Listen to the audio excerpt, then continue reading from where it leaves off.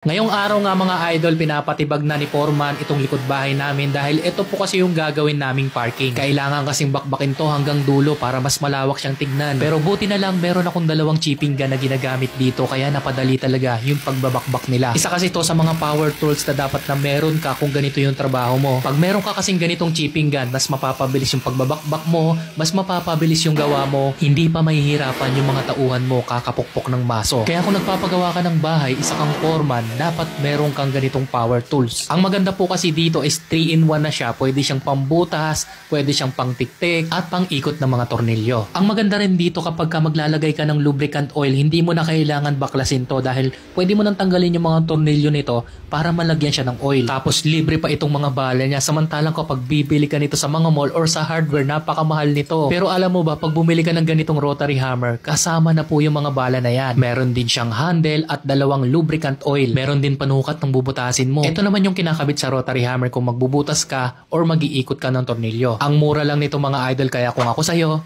check out mo na to.